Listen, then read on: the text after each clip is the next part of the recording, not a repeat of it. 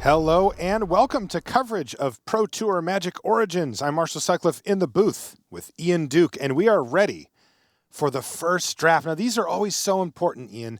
The players have just sat down, the nerves, right? They're anxious to get playing, and the first action, the first Magic action that they get to take at the PT is this: open up a pack and draft. We're going to watch Yuuya Watanabe as he shuffles through his first pack of Origins. And what has he found here, Ian? Looks like he's got a few things here. I see a lightning javelin back there in the pack, though. It looks like he's got it kind of in the back. He's got Enthralling Victor pulled to the front here, which is a powerful aggressive card. It's also a card you can build around a little bit if you have ways to sacrifice things in your deck. So it's actually a great card to first pick because not only is it powerful, but you can also guide the way that your draft plays out. Yeah, that guy's ready to rumble, no doubt about it. And Yuuya Watanabe is showing us what he wants to do in this format. Beat down seems to be the answer. All right, here's his second pick for Yuuya. He's currently ranked 4th in the world on our top 25 pro rankings. And he's got Nantuko Husk, yeah, so that's one of the cards. Alpha. Go ahead. Nantuko Husk is one of the cards that I was talking about that combos really nicely with Enthralling Victor. You can grab one of their creatures and then sacrifice it to the Husk before giving it back. Now, the Somberwald Alpha is a card that performed very well last weekend at Grand Prix Dallas-Fort Worth, which was also a limited GP in this format. And I know it was a card that really stood out to a lot of people. Looks like Yuuya's going to go for it, though. Yep. Synergy acquired. Yep, definitely going for the synergy pick over the sort of stronger in the abstract Somberwald Alpha.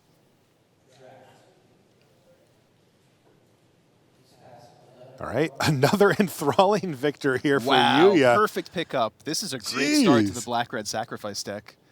All right, so talk to us about how this works. You mentioned that Enthralling Victor can steal a creature and then Nantuko Husk can feed on it to grow. Are there any other synergies that Yuuya's going to be looking out for? Yeah, cards? There's definitely cards like Active Treason. Basically, any way you can temporarily steal your opponent's creature, and then you can combine that with a card like Blazing Hellhound or Nantuko Husk to sacrifice it before giving it back. That is one of the interesting things that happens in this format as well. You know, there's a cycle. There's 10 different uncommons, one for each color pair. And if you happen to be the only person in that color pair, here's a fairly late Eyeblight Massacre. Yuuya passed one in the first pack, a very strong card. Pretty good against him, at least from what we've seen so far. Yeah, it's not at its best in his, well, I should say deck, but he only has 3 picks so far. But it doesn't work at its best with the cards that he has so far. Nantuko Husk is going to want him to get lots of little creatures to sacrifice to it. So he doesn't want to sweep away his own creatures. That said, it is just a really powerful card in general. And whether or not he ends up playing it, it's just an awesome option to have early in the draft and a really powerful card. So I was talking about these uncommons. You know, if one of them gets open and nobody else is in your specific 2-color pair, you will usually get it. And that Blazing Hellhound is a nice one if somebody opens one up. Right. And I find Black-Red to be one of the sort of underdrafted color combinations that it really only supports one player at the table because you need such high synergy with these like Active Treason type cards. Now, I see that Yuuya's got a Dragon Fodder pulled to the front. This could work with an Nantuko Husk, right? Gobble, yeah, gobble. Absolutely. Works great with the Husk as fodder for it. Also just a strong card in general. Jeez, another Enthralling Victor. Wow, that's what is going on? Improbable, but excellent. He's got to be really, really pleased about this. This is one of the best starts to this archetype I have ever seen. So for those of you at home who are taking notes, this is the way you want your draft to play out when you're drafting this deck. He's got 3 of them. That's they never amazing. play around the third one, Ian. I certainly wouldn't. No. Weird. So he's really looking to pick up more sacrifice outlets at this point. Another Nantuko Husk would just be absolutely incredible for him. Yeah, it looks like he's going to get a Titan Strength out of this pack. He is looking, though, at Infernal Scarring. I'd be surprised if he took it over the Titan Strength, though. Yeah, I usually go with the Titan Strength here. Neither card is like excellent with what he has so far. Oh, he did take the Scarring. Interesting. He must really like it. Yep. It's not a bad card. Creature gets +2/+0, and when it dies, you draw a card. Yeah, it's certainly less all-in than the Titan Strength if he decides he's not going to be super aggressive. Yeah. He's deciding now between Zendikar Incarnate and Chandra's Fury. Yeah, we were talking about this earlier, Marshall. Chandra's Fury is a card that I like more in this format than I have liked it in previous formats, but he does decide to go with the Zendikar Incarnate there. You surprised by that? That's a dip into green here potentially for Yuuya? No, I'm not surprised. It's enough more powerful than the Chandra's Fury that just taking it on speculation I think is totally appropriate here. You know, that's the other interesting thing about the previous pick. There's a Knight of the Forward Order, a Cleric of the Forward Order, excuse me, for Yuuya. You know, taking the black spell over the red spell in any given instance here is kind of interesting because he doesn't have that many black spells. Yeah, he hasn't seen much great black, I think. And it seems like both black and, to an extent, red are drying up a little bit for him here. Although the 3 Enthralling Victors is a pretty good sign that he's not directly competing for red with his closest 2 or so neighbors. And there's a Chandra's Fury. As I was saying earlier, that's a card I like to have 1 copy of, either in my main or my sideboard, just to pick off Thopters and 1 toughness creatures. And this is about where you'd want to pick that up, right? Yes, absolutely. He's got a choice between Alchemist Vial and Infectious Bloodlust, and he's going to take the Infectious Bloodlust. First one, well, you got to get it out of the way. Oh, he's got an Infernal Scarring, almost last pick here. Poor Bellows Lizard. Doesn't make the team often. Yeah. I actually wonder a little bit about that first Infernal Scarring pick, whether he was actually excited to get that card or just sort of staking his claim on black and making sure nothing floated through, or if it was just a weak pack and that was all that he might play in there. Okay. Yeah, so this first pack has been kind of interesting, right? Like, he's clearly trying to be the deck that you were describing at the beginning and has a few of the really good pieces for it, including 3 copies of the uncommon Enthralling Victor, which is just kind of insane. Yeah. And the card's pretty solid, too. Like, it's a good card in general, but having 3 of them is just weird. You just don't see that often. Yeah, it's an interesting start to a draft. And what's great about Enthralling Victor is it's just plain a good card, even though it has a lot of synergy upgrades available to it. You can just play Enthralling Victor in a plain old aggressive deck, and it's just quite strong. So we'll see if black dries up for Yuuya here and he doesn't find another Nantuko Husk or something along those lines, it's possible he shifts into another color and just is a red-based aggro deck. Okay, so one thing that is happening at our table here, remember the new cycle of Planeswalkers are double face cards, and when you draft at a high level event, or really any draft, you must reveal when you have one of those in your cards when I have one of those cards to the table, so that everybody has the equal chance to see what you got. And Bram Snapfangers at our table just revealed a Chandra. Wow. Yeah. So we'll see if that floats around a little bit, or if Bram just snaps it up. In the meantime, speaking of snapping things up, it looks like Yuuya might be going for kind of a double synergy deck. He's got a Blightcaster pulled to the front, and with the 2 Infernal Scarrings, now we can kind of see where he might be going with this. That's really interesting. Now, he also has the Infectious Bloodlust. And he has that too, yeah. Now, the downside, or maybe the thing that Yuuya is trying to decide here is he's also open to Topin Freeblade, which is one of the best commons in the whole set. Yeah. It is in a color that he has not yet touched, and it looks like he cannot resist the pull. Well, he does have 1 Cleric of the Forward Order. Oh, which you're is all right. A solid 2-drop. Good point. So it looks like he's keeping his options open to shift into what we were talking about earlier and just being like a red-white aggressive deck. But he's hardly committed to that yet. Okay.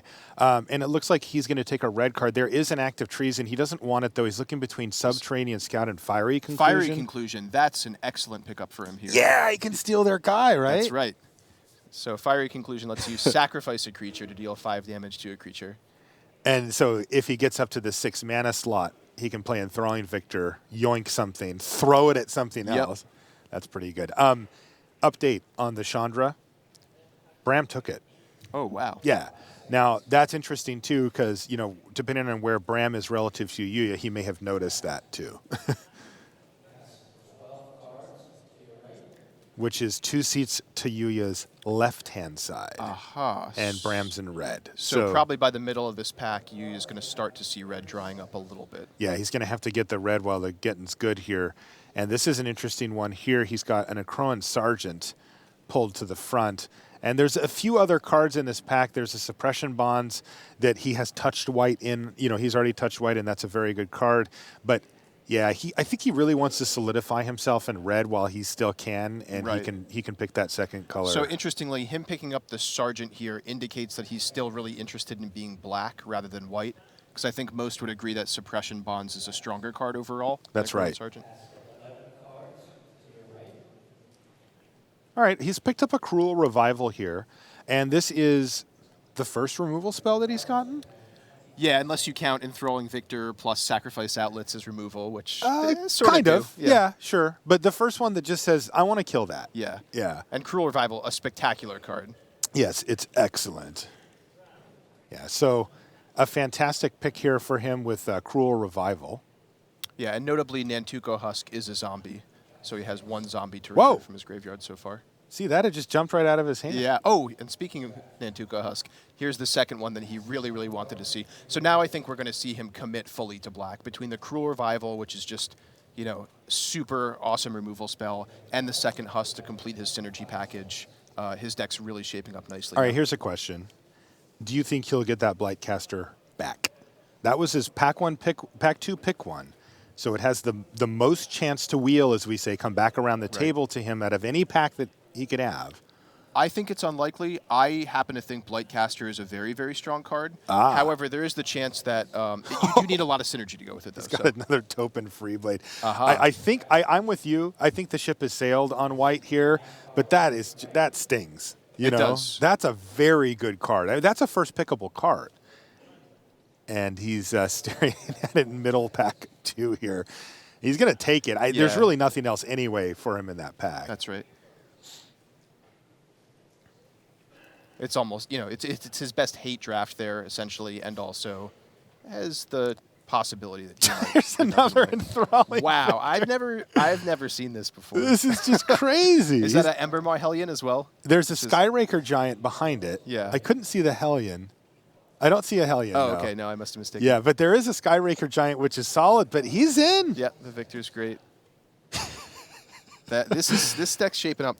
I think one more Nantuko Husk, maybe? Is that too much to ask? Or No, it's a common, right? You Yeah. can pick it up. It's also not a common that people scramble for. Like, Right. it'll be around. So He is going to scramble for it, though. All right, now this is an interesting question here. Is that a Rogue's Passage? Yeah, there's also That- a Way to the Underworld and an Infectious Bloodlust number 2. Yeah, I actually really like Rogue's Passage here. And 'Cause it's a you can shame just he doesn't go for it make because a with huge guy. Nantuko Husk, Yeah. you can just, you know, kill your opponent in one shot from 10 life or whatever. I like that, too. It does make your mana worse, though, so I can see why you didn't go with it. But True. All right, there's an Infinite Obliteration and Avon Battle Priest, so not really much here. This pack is pretty light for Yuuya. looked like he cut off the Battle Priest there. Yeah. Sort of the only maybe playable card. Yeah.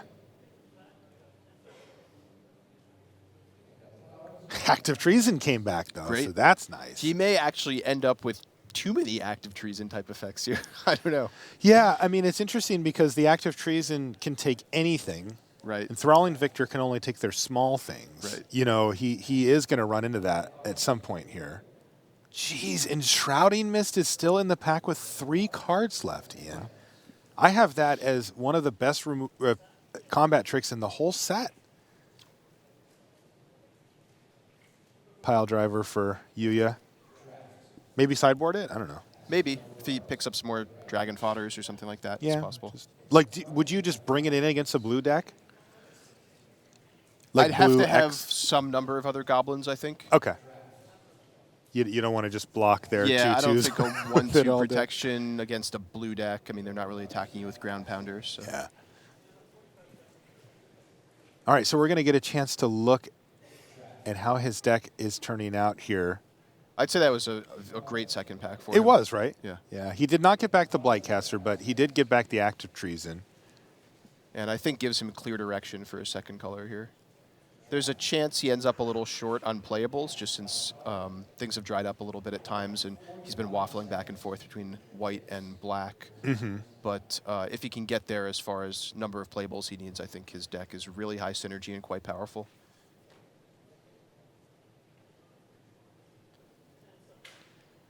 Now, for people that don't play as much limited as they do constructed, he's got the 4 enthralling victors, but you can play as many as you can get your hands on. That's we, right. We do not employ the 4 copy limit here in limited, so if he gets another, who knows? Usually not a limit you surpass with uncommons, but clearly this is an uncommon draft. All right, one more pack to go for Yuuya.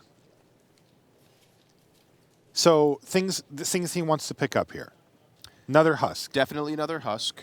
Any removal spell, something like Unholy Hunger would be great, or Reeve Soul. Fiery Impulse. Fiery Impulse would be a great pickup. And just some solid 2- and 3-drop creatures. I mean, Enthralling Victor is great, but it also costs 4 mana, so his curve is pretty high right now. Yes. There's a Lightning Javelin. There's a Reeve Soul. That's a great pickup. I like that a lot. Yeah.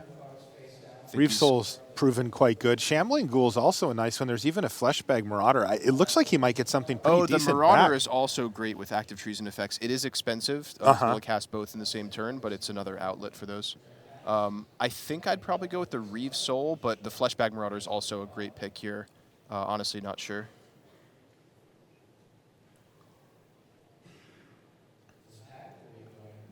Yuuya is certainly considering Shambling Ghoul here. You know, he does not have many 2-drop creatures. Oh, that's could right. Be worrying Shambling him. Ghoul. Okay, I wasn't really considering that, but that makes a lot of sense. Okay. Yeah, we were concerned about his low end. You said his curve's getting a little high. Yeah.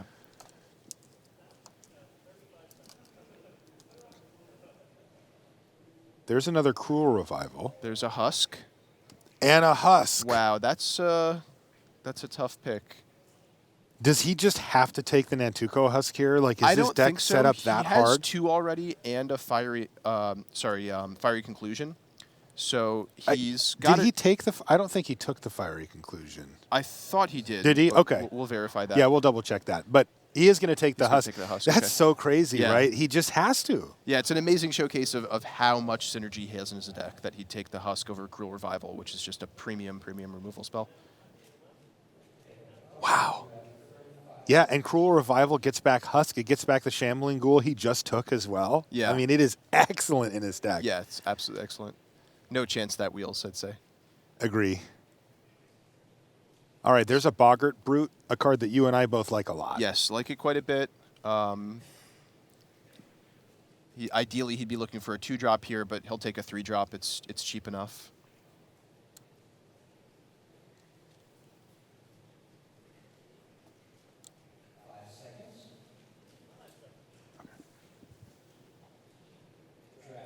Yeah, Boggart Brute's definitely the type of card that he wants to pick up here. Again, you know, keeping curve considerations in mind, you know, 2-drops and 3-drops are going to be at a premium for him.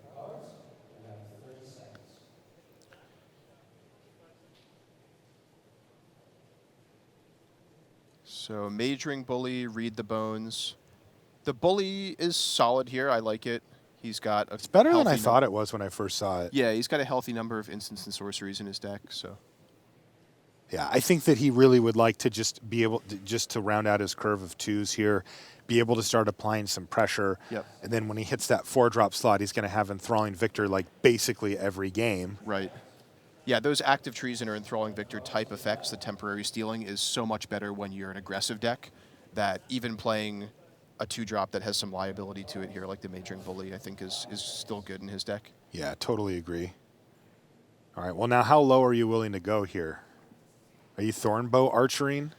I don't think so. I mean, that's the type of card that starts to just not be worth investing a card in. It's Yeah. so easily blocked. It doesn't really have any synergy in his deck. I mean, he might take it here and decide later during deck building if he wants to play it. Yeah, there really wasn't much for him. Yeah. He did take a minute to read The Great Aurora. I don't know if you saw that. Right. He just picked it up like, what does this thing do? Oh, it costs 9? Yeah. Okay, never mind. Perhaps not. Wow. This has some cards in it right here. Look at this. It sure does. Thopter Engineer and a Lightning Javelin right in the front. Now, the Call of the Full Moon is a card he could consider too, though. I think he'd rather have the Engineer. I love that here. Engineer. It's just great. And it gives him some extra sacrifice fodder to make his Nantuko Husks better as well.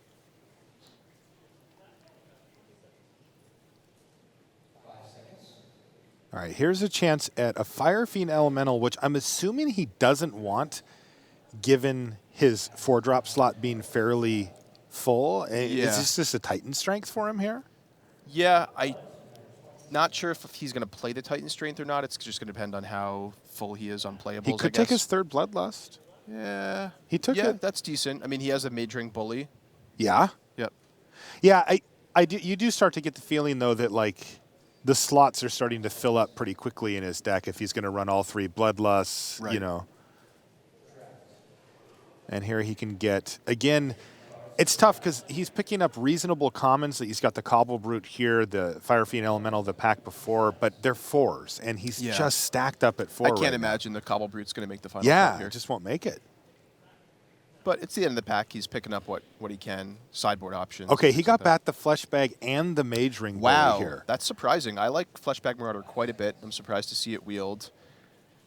Here is just a question between curve and power. He's counting his 2s and 3s. Yes. He's tapping on the table. That's him counting. He's like, can I afford to take a 3 here? And he said, yeah. He can, yeah. The difference in power level between Mage Ring Bully and Fleshbag Marauder is enough that even though he wants the 2-drop, he's going to take the Fleshbag.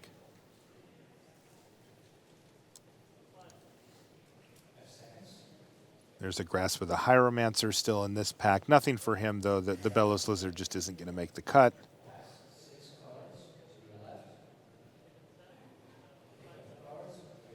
So was it 3? Was that an act? What That was it? another act of treason. Oh, yeah. wow. So was it 3 Husks, 4 Victors, and 2 acts? Yeah, maybe even 3 acts, though. I lost count. Yeah, That might have been the yeah. third one. It was at least the second one. So just an incredible amount of synergy and consistency here in this deck. Wow. Probably this deck is so sweet. Yeah, if not the best version of this archetype I've ever seen, it's at least the most consistent and redundant version I've ever seen. He's just going to be doing the same combos every game after game, and that's worth a lot here at the Pro Tour. You know, never missing a beat. Yeah, this is the best version of this deck I've seen. Look at that smile on his face. And why not, Yuuya? This deck is crazy. Yeah, I like it quite a bit. It's so funny. I hope we get to see at least one feature match. Oh, with we this will. deck. Yeah. Oh, yeah. We're gonna watch this deck. He's like, did I really get 4? He's still thinking about it. Oh, his opponents are just gonna be like, what in the heck happened here? Incredible.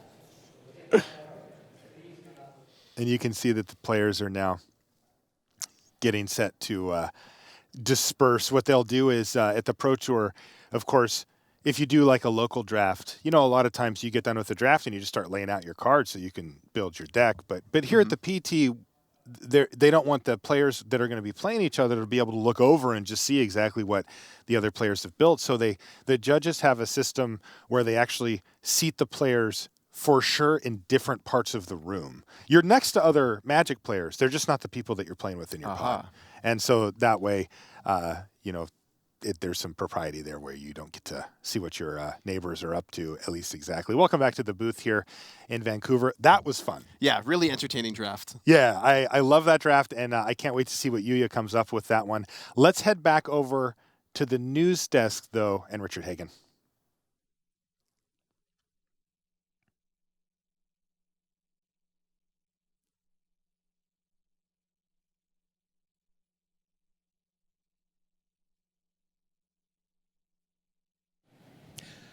Well, will it be an enthralling victory for Yuuya Watanabe? Will it be victor, victor, victor, victor? He only needs 3 wins to 3-0 the pod.